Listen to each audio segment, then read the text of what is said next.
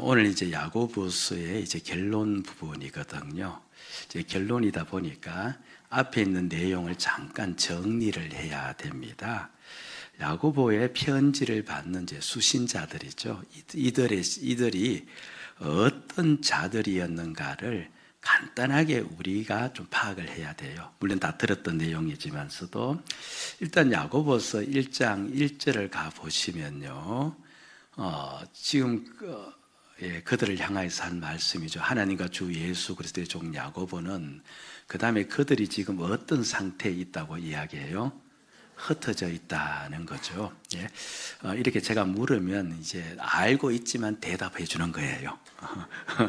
그래야 이제 또 집중도 되어지고 또 말씀도 들어오니까.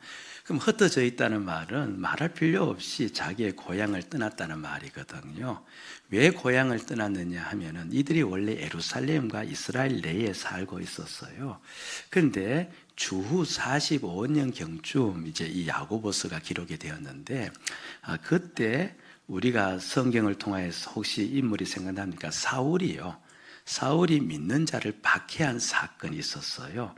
그때 우리가 알고 있는 유명한 스데반 집사가 이제 바울의 박해로 인해서 돌에 맞아 죽는 사건이 있었죠. 그러니까 그 안에서 예수 믿는 자들이 그 안에 있으면, 예루살렘 안에 있으면 이 잘못하면 다 죽음을 면치 못하기 때문에 그래서 다 흩어져 버린 겁니다. 그래서 주변 나라들 이제 인접한 지역으로 다 나간 것이죠. 그런데 그렇게 나가다 보니까 그동안 계속 같은 지역에서 자라고 태어나서 생활 터전을 잡고 있었는데 그 생활 터전을 버리고 이제 나간 거예요. 그럼 마땅히 그들이 그곳에서 생활고를 겪을까요? 겪지 않을까요? 생활고를 겪죠. 그렇죠. 모든 걸 버리고 떠났는데 그 상당히 이제 힘든 기간을 보낸 겁니다. 그런데 또 그곳에서 일을 하는 가운데 자기들에게 일을 시킨 부자들이 임금을 또 잘 주지 않아서 착취를 당하기도 하고 압제받기도 하고, 그럼 그렇게 이제 몸이 힘들고 또 생활이 힘들다 보니까 성도들 간에서도 원망과 불평이 계속 일어난 겁니다. 이제 그런 모습을 보고 야고보가 너희들 큰 시련을 만나거든 기쁘게 여겨야 되고, 누가 너희를 착취하고 그렇게 압제하더라도 길이 참아야 되고 서로 원망해서는 안 된다라고 이제 이야기를 한 것이죠. 그러면서 이제 편지를 마치면서 마지막 당부를 하는데 이 당부는 같은 내용을 반복해서 하는 거예요. 기도해야 된다. 기도해야 된다. 이 이야기예요. 뭘 해야 된대요? 기도해야 된다. 앞에서 그렇게 길이 참으라, 시련을 만나거든 기쁘게 여기라고 이야기한 다음에 기도해야 된다라고 이렇게 결론을 내린 까닭은 기도 없이는 그렇게 참을 수가 없고, 기도 없이는 원망을 중단할 수가 없고, 기도 없이는 성도의 삶을 도무지 살아갈 수가 없다. 오직 우리가 믿음 생활을 하려면, 성도의 생활을 하려면 반드시 우리는 무엇을 해야 된다? 기도해야 된다. 그래서 기도하라 하면서 이 마무리를 하고 있는 겁니다. 그래서 오늘 이 시간요, 왜 그렇게 기도를 강조할까? 물론 성도가 성도의 삶을 살려면 기도해야 된다고 하는데, 그럼 그렇게 기도해야 되는 까닭이 어디에 있는가? 그걸 오늘 이 시간에 간략하게 살펴보려고 합니다. 저와 여러분들이 이 말씀 끝나고 돌아갈 때는요, 다 각기 기도의 자리에 서 있는 은혜가 있기를 주의 이름으로 축복을 드립니다. 아멘. 왜 그렇게 기도하라고 하느냐 하면요, 뭐 어렵지는 않아요. 우리가 늘 듣는 내용인데 제가 잠깐 정리했다 생각하시면 됩니다. 첫째는요, 사람은 자기 힘으로 살 수 없기 때문에 그래요. 아멘. 이걸 어디에서 보여주느냐 하니까 여러분들 13절 말씀을 한번 가보시기 바랍니다. 먼저 상반절만 보면 이렇게 나와요. 시작. 너희 중에 고난당하는 자가 있느냐? 그는 기도할 것이요. 됐습니다. 여러분, 고난당했을 때는 반드시 뭘 하래요? 기도하라는 겁니다. 왜 이렇게 이야기하느냐 하면요, 고난이 우리에게 가르쳐 주는 게 하나가 있기 때문에 그래요. 우리는요, 고난 받지 않기 위해서, 또 장차 우리가 고난 속에 들어가지 않기 위해서 발부등을 치잖아요. 그래서 연금을 들어가요. 그래서 보험에 또 가입을 해요. 건강 관리를 해요. 음식 관리를 해요. 우리가 모든 힘과 노력을 기울여서 앞으로 나에게 어떤 일이 와서는 안 된다? 힘들고 어려운 일이 와서는 안 된다. 그래서 지금 발버둥을 치면서 준비를 하고 있는 겁니다. 그런데 그렇게 발버둥을 치는데도 어때요? 어느 날 갑자기 질병이 나에게 들어오고 나도 모르는 사고가 우리에게 일어나고 이런저런 풀어야 될 난제와 문제가 내 앞에 덕 버티면서 우리를 당황케 만들 때가 한두 번이 아닙니다. 우리는 고난당하지 않기를 그렇게 바랬는데 그런데 고난이 불쑥 내 삶에 들어와서 나를 힘들게 하는 거예요. 결국 우리가 고난을 받는다 하면요, 누구 힘으로는 살아갈 수 없다는 것을 깨닫게 하는 겁니까? 그렇죠. 자기 힘으로. 만약 자기 힘으로 살아갈 수 있다면 우리가 고난 받을 필요가 있을까요? 없을까요? 안 받을 겁니다. 고난을 어디든 피해 가려고 하는데, 그런데 우리가 사는 가운데 여러분들 어때요? 고난이 계속 반복되잖아요. 이 일을 맞춰놓고 난 다음에 이제는 평안하겠다 싶으면 또 다른 데서 일이 터져요. 저 혼자만 그런 모양이죠. 예. 여하튼, 예. 그러니까 이 고난이 꼬리를 물고 계속 우리에게 오는데 우리가 그렇게 막으려고 힘써도 오는데 그걸 보면서 우리가 아셔야 됩니다. 아, 그렇구나. 우리는 자기 힘으로 살아갈 수가 없는 자이구나. 그럼 자기 힘으로 살아갈 수 없으면은 그럼 누구 힘으로 살아야 돼요? 우리 모든 만물을 다스리시는 주님의 힘을 의지해서 살아야 되죠. 그럼 주님의 힘을 의지해서 사는 것이 무엇입니까? 그분께 기도하면서 사는 거예요. 그런데 이 편지를 받는 자들이요, 원망을 계속하고 있고 길이 참지를 못하고 시련이 오더라도 그들이 감사와 기쁨이 없는 까닭은 그들은 결국 따지고 보면 뭘 하지 않은 거예요? 기도하지 않았고, 또 조금 더 우리가 다른 식으로 이야기하면 그들은 뭘 붙잡고 살았던 겁니까? 자기 힘을 붙잡고 살았다는 것을 일러주고 있는 겁니다. 그게 나와 있어요. 12절에 기록되어져 있습니다. 12절을 보면, 자, 내 형제들아 무엇보다도 그런 다음에 무엇을 하지 말지니 맹세를 하지 말지니. 자, 그것만 보면 됩니다. 그러니까 맹세하지 말라는 거예요. 그러면은 그곳에 있는 성도들은 뭘 하면서 살았다는 거예요? 맹세하면서 살았다는 거거든요. 맹세라는 것은요, 별것 아니고 다른 것도 아니고 우리식으로 이야기하면 이런 겁니다. 나는 한번 약속하면 반드시 지키는 자다. 지키는 자다. 너 나 못 믿냐? 나는 한번 말하면 그대로 말을 그대로 나는 다 행하는 자다. 그렇죠? 나는 하면 어떤 사람이다? 한다는 사람이다. 이게 바로 맹세거든요. 보세요. 나는 하면 한다는 사람이다. 나는 한 번 말하면 반드시 지킨다. 이건 철저히 누구를 믿고 있는 거예요? 자기를 믿고 있는 거예요. 그러니까 그 사람에게 맹세가 많이 나온다는 것은 그만큼 자기를 많이 믿고 있다는 말이거든요. 근데 지금 편지를 받는 자들이 어떻게 살아가고 있는 거예요? 자기를 믿고 살아가고 있는 거예요. 자기 힘을 의지하고 살아가고 있는 겁니다. 그러니까 주님께 도움을 구하지 않았던 거죠. 주님의 힘과 주님의 능력을 구하지 않으니까 그들은 성도로서의 삶을 살아야 되는데 그 삶이 나오지를 못하는 겁니다. 참아야 될 때 참지 못하고, 그렇죠, 기뻐야 될 때 기뻐하지 못하고 그냥 자기 안에 있는 힘에 끌려서 그렇게 살아가고 있는 그 모습. 사람은 자기 힘으로 살 수 없기 때문에 우리가 무엇을 해야 되는 거예요? 기도해야 되는 겁니다. 여러분들, 저와 여러분 모두가 주의 힘으로 살아갈 수 있기를 주의 이름으로 축복을 드립니다. 네. 그래서 왜 기도해야 되느냐? 두 번째 까닭은요, 따라해 봅시다. 기도할 때 주님이 일하신다. 자, 우리 다시 한번 저를 보시고요. 설교는 제가 늘 반복하지만 설교는 귀로만 듣는 게 아니고 무엇으로도 들어요? 예, 눈으로 들어야 돼요. 자, 시작.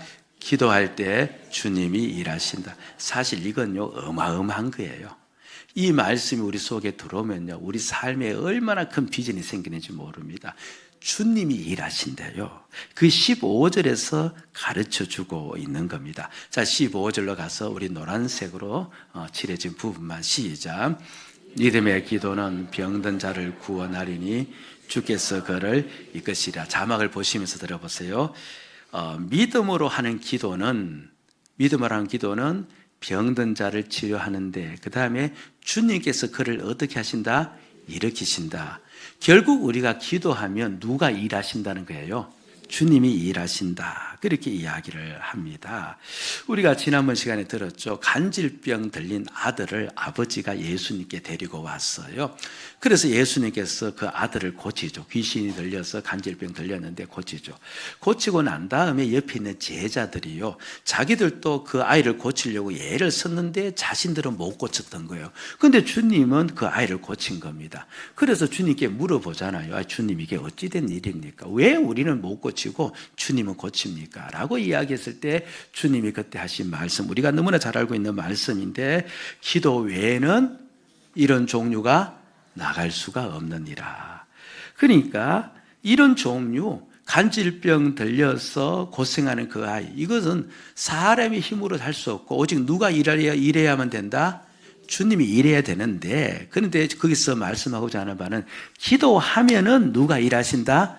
주님이 일하신다. 너희들은 진정한 기도를 드리지 않았다. 그 이야기를 하고 있거든요.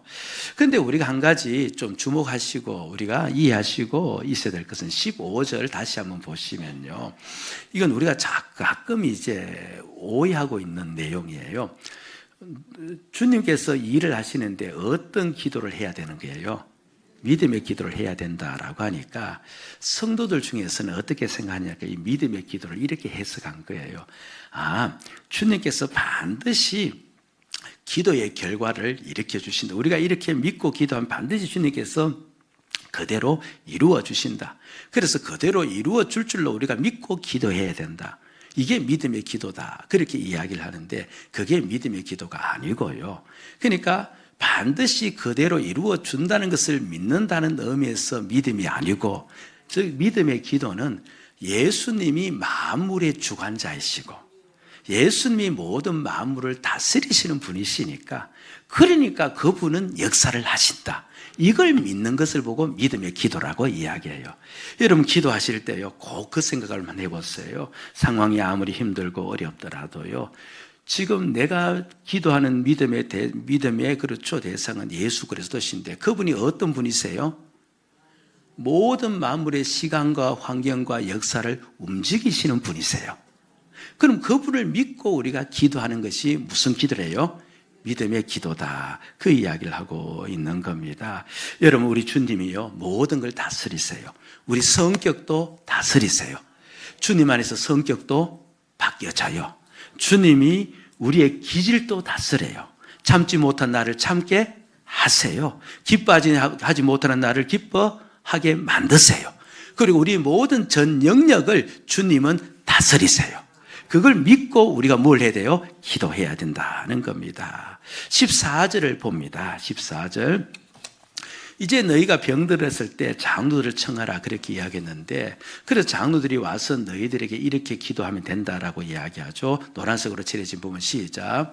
그들은 주의 이름으로 기름을 바르고 그를 위하여 기도할지니라. 자, 보세요. 이제 장로들이 와서, 아이고 목사님 그럼 구원사는 안 됩니까? 이렇게 나오는데, 저기서 장로들을 청하라는 말은요, 그냥 교회에 그냥 기도를 부탁하라, 그런 뜻이에요. 그럼 와서 그들이 무엇으로 기도를 하라는 거예요? 주의 이름으로 기도를 하라, 그렇게 이야기합니다.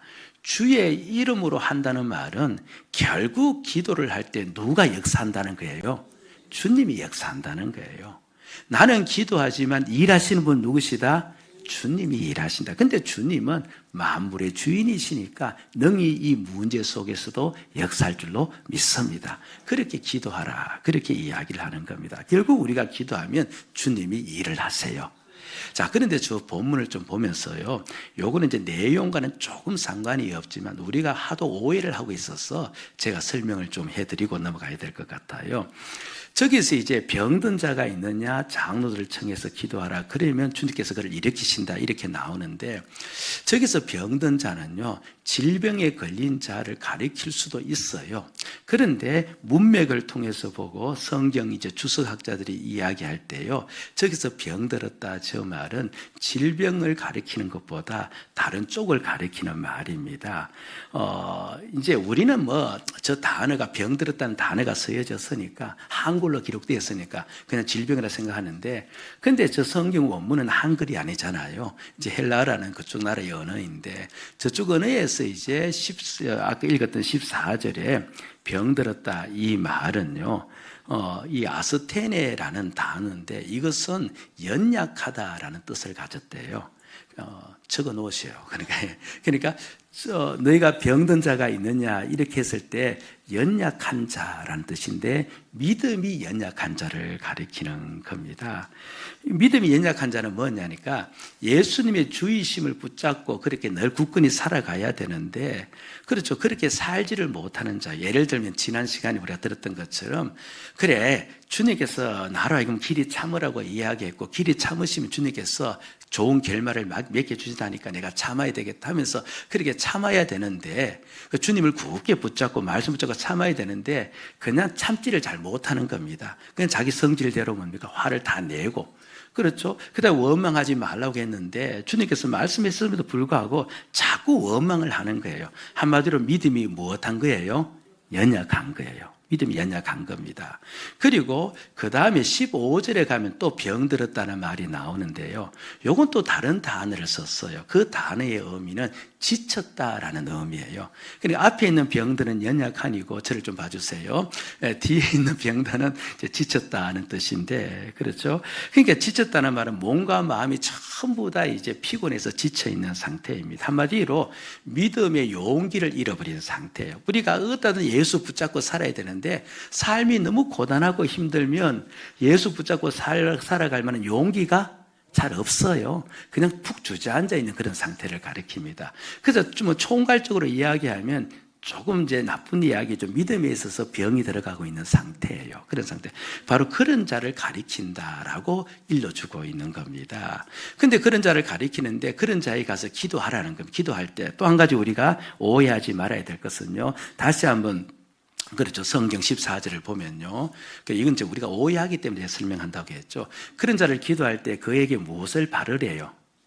기름을 올리브 기름을 이야기하거든요. 기름을 바르라 하니까 실제로 저 말씀 그대로 가지고 왔어요. 오늘 교회 안에서 이제 병자를 위해서 기도하면서 뭘 발라요?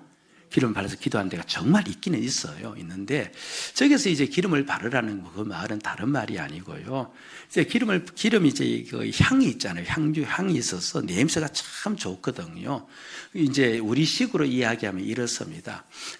이제 목회자가 이제 성도를 바라보니까 저 성도가 봉사가 예전만큼 못한 거예요. 봉사도 점점 이제 줄어들고 기도 시간도 점점 줄어들고, 그리고 가만히 보니까 짜증도 잘 내요.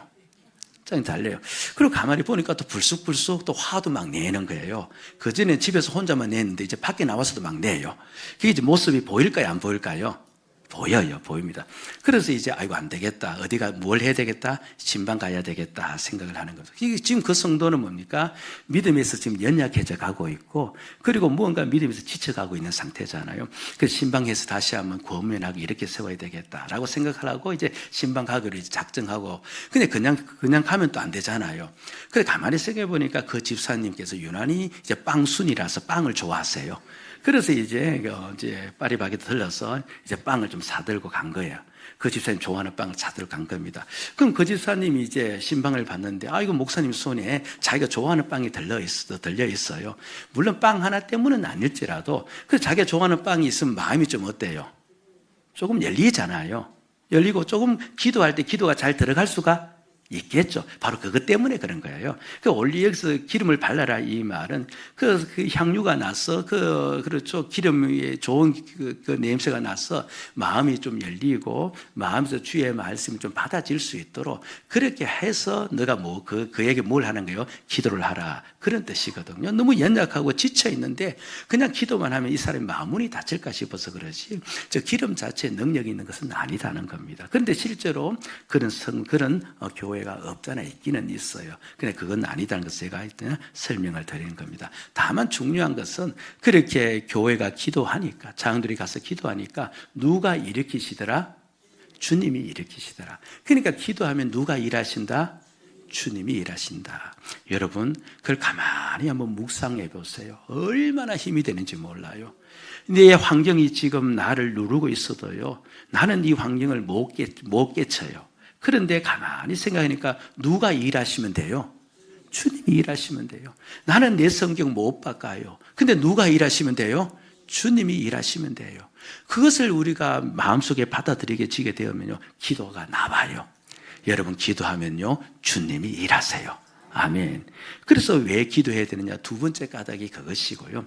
왜 기도해야 되는지 세 번째 까닭이 있는데요. 말할 필요 없어요. 기도는 응답이 되기 때문에 그래요. 따라합시다. 기도는 응답이 된다. 기도에 불발탄이 있을 수 있다 없다? 없다는 겁니다. 우리가 보기에는요, 기도가 좀 안 들어지는 것 같기도 하고 더디 들어지는 것 같아서 우리에게는 응답이 없는 것 같아 보일지라도, 그런데 성경은 분명히 우리에게 일러주고 있어요. 기도에는 반드시 응답이 있다. 아멘. 우리 크게 한번 외칩시다. 시작. 기도에는 응답이 있다. 다시 한번 시작. 기도에는 응답이 있다. 사실 기도에 응답이 있음을 우리가 알면 기도할까요? 하지 않을까요? 그죠? 기도하죠. 근데 그 믿음이 우리에게 약화되어 있기 때문에 우리가 자꾸 기도하는 데 있어서 뒤로 또 물러가죠. 그러나 기도는 응답이 있어요. 여러분 13절을 한번 가보시기 바랍니다. 13절 보면 고난 당하는 자는 뭘 해야 돼요? 기도해야 되고, 그 다음에 어떤 자가 있대요? 즐거워하는 자는 뭘 해야 된답니까? 찬송할지라, 저렇게 되어 있는데, 그러니까 저게 무슨 말이냐니까, 우리가 보기에는 고난 당하는 자가 따로 있고 즐거워하는 자가 따로 있는 것 같아 보이잖아요. 두 부류를 향해서 이야기하는 것 같은데, 그 두 부류가 아니고요, 한 부류를 향해서 이야기하는 겁니다. 이런 경우에요, 우리가 고난 당했을지라도요, 간절히 주님께 이제 이 고난의 문제를 내어놓고 기도하지 않습니까? 간절히 기도하는데, 그러면 기도할 때 그냥 싱숭생숭 기도가 되는 게 아니고요, 우리가 간절히 기도하면요, 나에게 새로운 생각이 나 안에 생겨요. 나에게 새로운 마음도 들어와요. 믿어주세요. 새로운 마음과 새로운 생각이 들어오고, 때로는 뭡니까? 이제 가끔 주님의 음성이라 해서 내 안에서 주의 음성이 또 들린 것 같은, 그와 같은 또 새로운 또 은혜가 있기는 있어요. 그런데 그 새로운 마음과 새로운 생각이 들어오면요, 곧장 우리는 어떻게 하느냐니까, 분명 고난 중에서 기도할 때 힘들고 어렵고 탄식하는 가운데 기도했을지라도 그 주님이 주신 새로운 생각과 마음이 우리에게 들어오면요, 우리에게는 즐거움이 일어나요. 예를 들면 뭐 어렵지 않습니다. 이런 경우입니다. 그 성경에도 나오고 또 실제 그것을 간증하는 자가 있기는 있죠. 자신의 몸에 질병이 너무 심하여서 산에 올라가서 기도하는 겁니다. 그래서 죽을 병에 걸렸는데 주님이 고쳐주지 않으면 안 된다 싶어서 그야말로 나무 뿌리 붙잡고 간절히 기도하는데, 근데 심령 속에서부터 그래도 세미한 무언가 확신과 응답이 있는 겁니다. 내가 너와 함께한다. 내가 너와 함께한다. 그리고 너 그 병을 내가 잡고 있겠다. 근데 그 음성이 들리면요, 몸은 아직까지 나아지지 않았어요. 고침받지 않았어요. 근데 심령 속에 어떤 생각, 어떤 마음이 들어요? 기쁜 마음이 들어요. 즐거운 마음이 들어요. 듭니다. 그렇죠? 예. 그래서 어떤 분은 아예 이렇게 이야기를 해요. 힘들 때 기도하는데 언제 마치느냐 하니까 즐거움이 일어날 때까지 기도하라. 이렇게 하는 분도 계세요. 그런데 내 소원이 응답되지 않더라도, 예를 들면 바울 같은 경우죠.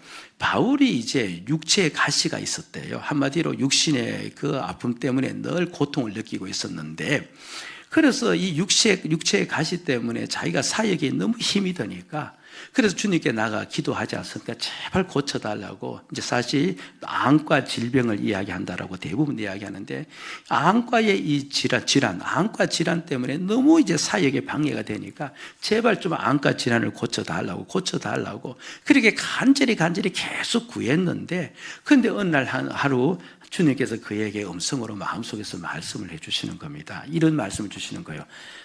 내가 너에게 준 은혜가 족하다. 그렇게 나의 은혜가 족하다.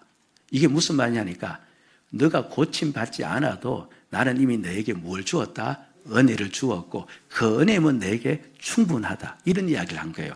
지금 바울은 뭘 쓰면서 기도한 거예요? 그렇죠. 암과 질환 고쳐달라고 지금 울고 불며 기도하는데 주님은요, 됐다는 거예요. 이미 너는 충분히 은혜 받았다. 지금 너가 가진 은혜만 충분하다. 이 이야기를 한 거예요. 자, 보세요. 논리적으로 하면 바울이 기뻐해야 돼요? 아니면 바울이 뭡니까? 오히려 마음속에 불평이 일어나야 돼요? 그렇죠. 불평이 일어나야 되는데 바울은 그 음성이 들리니까요, 기뻐하는 거예요. 즐거워하는 거예요. 다시는 그것 때문에 기도하러 나가지를 않게 되어지는, 오히려 내가 약한 데서 더 강해지는구나 라고 소리치면서 그 힘듦에서 뚫고 나오는 거예요. 그러니까 그는 고침받지 않아도 주께서 그에게 응답하시니까, 주의 마음이 흘러 들어오니까 그는 그 가운데서도 즐거워질 수가 있는 거예요. 그러니까 뭐 올려주고 있는 겁니까? 기도하면 무엇이 있다는 거예요? 응답이 있다는 겁니다. 꼭 우리가 믿으셔야 됩니다. 우리가 이제 어제 금요일 날 이제 모여서 기도하면서 이 말씀을 듣지 않았습니까? 저도 이제 이 말씀을 전하면서 은혜를 받았는데요. 이제 레위기서 26장 3절 이하를 가지고 우리가 이제 말씀을 들었는데, 내용이 뭐냐니까, 레위기는 이제 하나님께서 이스라엘 백성들에게 지켜야 될 계명들을 주신 책이에요. 십계명도 들어가 있고 이것저것 많은 계명이 있고, 그다음에 규례라고 해서 뭐 어떻게 제사 드려야 되는지 그것이 다 적혀 있는 거예요. 이제 다 이야기한 다음에 레위기서 26장 3절을 보면 이런 이야기를 해요. 너희가 내 규례와 계명을 준행하면, 잘 지키면, 그 다음 무슨 말씀인가? 내가 너희에게 뭘 하겠다? 은총을 베풀어 주시겠다. 그렇게 이야기합니다. 그러면서 이제 하나님 주시는 은총이 무엇인지를 대략적으로 쭉 기록해 놓았어요. 제가 요약하면 이렇습니다. 때를 따라 너희들을 도와주겠다. 그리고 대적들로부터 너희를 보호하여 주겠다. 그리고 너희 가정과 가문을 내가 지켜주겠다. 그리고 내가 너희와 늘 함께 있도록 하겠다. 뭐 이런 이제 은총을 주겠다는 겁니다. 그러니까 자세히 들어보세요. 내 규례와 계명을 어떻게 할 때, 지킬 때 그걸 주겠다라고 이야기한 겁니다. 그런데 이제 그게 13절까지 가거든요. 그럼 26장 14절부터는 뭐가 나오느냐니까, 그러면 지키지 않으면 어떻게 되느냐, 그걸 또 이야기해요. 이제 그건 짐작할 수 있어요. 지키면 은총을 주시는데, 그럼 지키지 않으면 어떻게 하겠대요? 예? 지키지 않으면 심판하겠다는 겁니다. 너희들에게 내가 오히려 화를 내리겠다. 그 이야기를 이제 또 길게 또 나열을 해놓는 겁니다. 자, 보세요. 그 모든 말씀을 잘 지키면, 잘 지킨다는 말은 다 지키면은 내가 너희를 은총을 주고 축복을 주고, 근데 지키지 않으면 너희들에게 내가 이제 심판하고 너희들에게 화를 주겠다. 이렇게 이야기했는데, 자, 우리를 보세요. 나는 은총을 받을 수 있을 것 같아요? 아니면 나는 심판받을 것 같아요?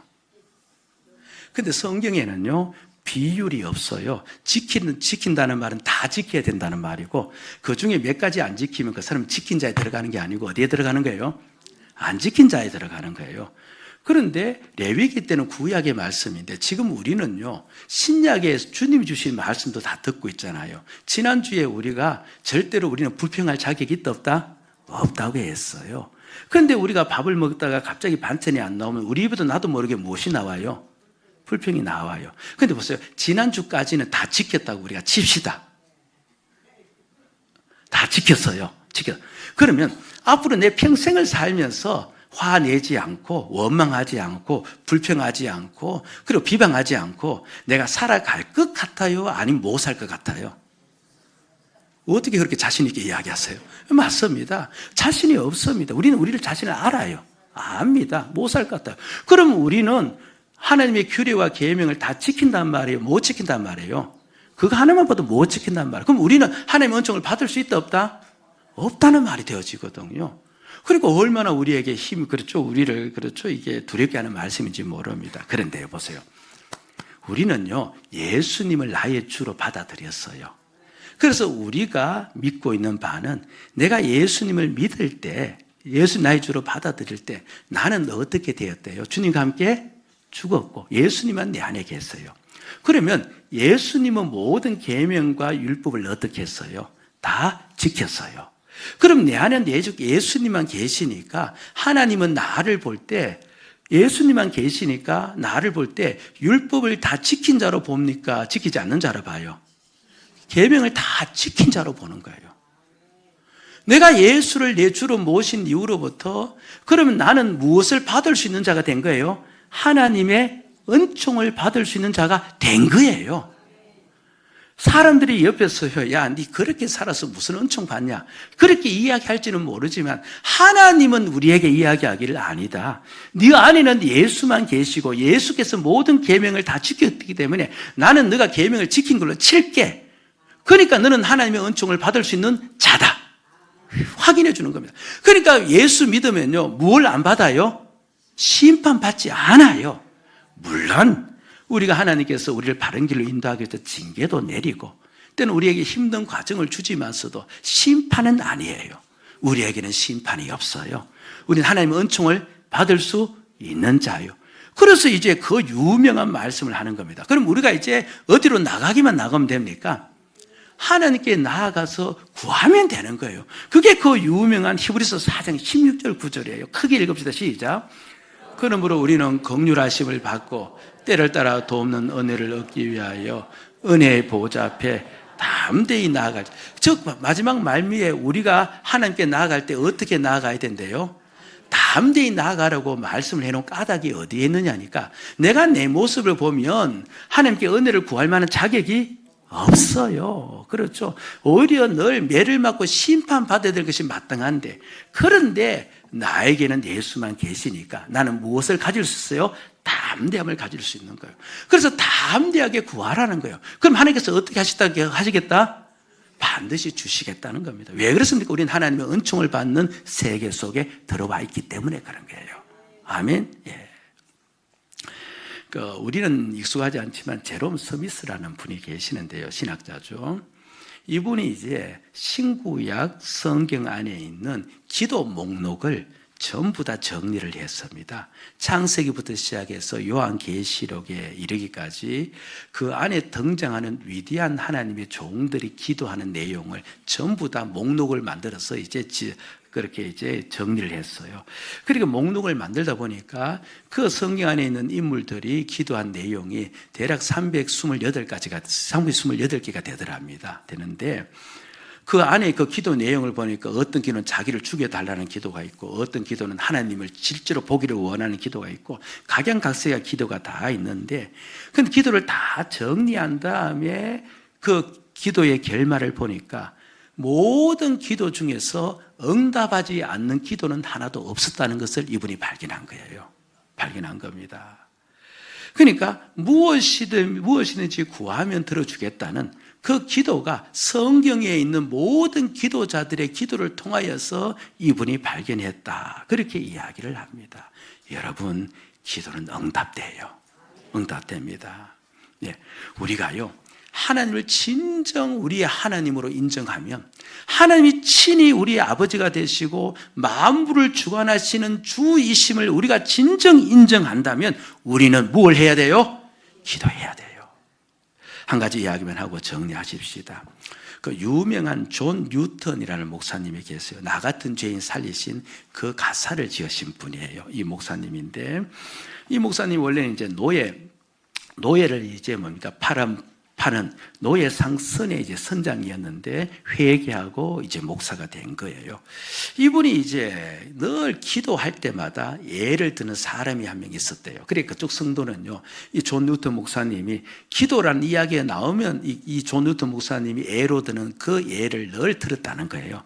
그 예가 무엇인지 이제 기록해놨는데 제가 읽어보니까 이래요. 바로 알렉산더 대왕에 대한 이야기였어요. 이제 알렉산더 대왕이요, 이제 어떤 사람의 딸을 이제 아내로 이제 맞이를 하려는 그 찰나였는데, 당시 결혼을 하기 위해서는 결혼 지참금을 이제 주어야 되지 않습니까? 그런데 이제 알렉산더는요, 신하에게 딸의 아버지가 원하는 만큼 다 돈을 주라. 그렇게 이제 이야기를 한 겁니다. 그리고 이제 그 딸의 아버지가 이제 돈을 청구했는데, 그런데 이제 어마어마한 금액을 청구를 해버린 겁니다. 예, 생각지도 못한 금액을 요구를 한 것이죠.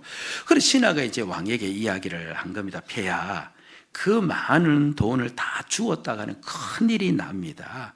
우리 국고가 너무나 크게 비어져 버립니다. 우리 곳간이 너무나 비어져 버리고, 그리고 당장 어떻게 될지 모르니까 그렇게 줘서는 안 됩니다. 그렇게 이제 이야기를 하면 너무 큰 금액을 요구하니까, 그때 알렉산더가 신하에게 이렇게 이야기를 했대요. 그래서 이걸 널 이제 그 목사님이 이야기했다는 거죠. 아니다, 다 죽어라. 그 사람이 나에게 그렇게 크게 요구한 것은 그 사람은 내가 부자라는 것을 알고 있기 때문에, 내가 부자라는 것을 그 사람이 인정을 해 주었기 때문에 그렇다. 그 사람이 나에게 그렇게 크게 요구한 것은 내가 그만큼 후하다는 것을 그 사람이 인정해 준 것이다. 그 사람은 진정 나를 왕으로 대접해 주었고 그 사람은 나를 명예롭게 하였다. 그러니까 그 사람에게 요구한 금액을 다 주어라. 그렇게 이야기를 했답니다. 여러분들, 하나님께서 우리에게요, 무엇이든지 원하는 대로 구하라고 했잖아요. 그렇죠?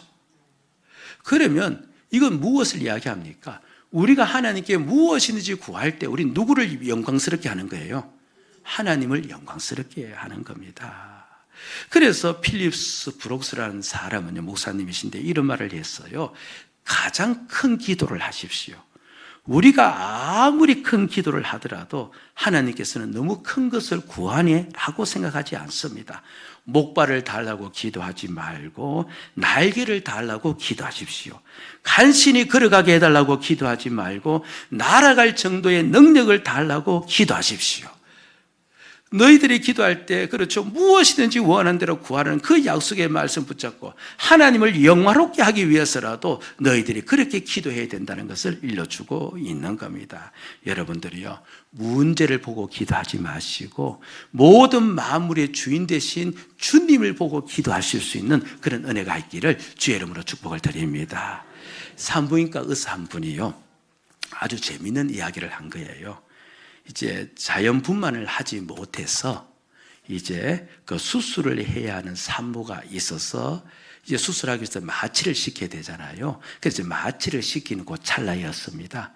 그 마취제가 잘 들어가기 위해서는 호흡을 이렇게 하면 이렇게 숙됐던 그 들이쉬고 내쉬면 이 마취가 하면 좀 잘 되나 봐요. 그래서 이제 의사가 그 산모에게 심호흡 이렇게 이야기했습니다. 그럼 이제 산모가 마땅히 어떻게 해야 돼요? 심호흡을 해야 되는데 산모가 너무 긴장해서 그냥 호흡은 하지 않고 같이 그 의사를 따라서 따라 하더랍니다. 심호흡. 예. 우리가 그럴 수 있어요. 우리가 이렇게 기도하자라고 이야기했는데 기도하는 마음은 있을 수 있고 기도하는 생각은 우리에게 있을 수 있어요. 근데 그건 기도가 아니에요. 기도는 해야 기도가 되는 거예요. 여러분들, 우리가 어떠하든 간에 믿음의 사람으로 살아가려면, 그리고 우리가 이 땅에서 어떠하든 간에 믿음 있는 자로 우리가 발돋움치면서 모든 믿음의 길을 걸어가려면요, 주님의 능력이 필요해요. 기도하십시다. 아멘. 어떠하든 기도의 자리로 들어가기로 결단하고 오늘 일어서면 주께서 우리의 삶 가운데 새 은혜를 끼칠 줄로 믿습니다. 아멘.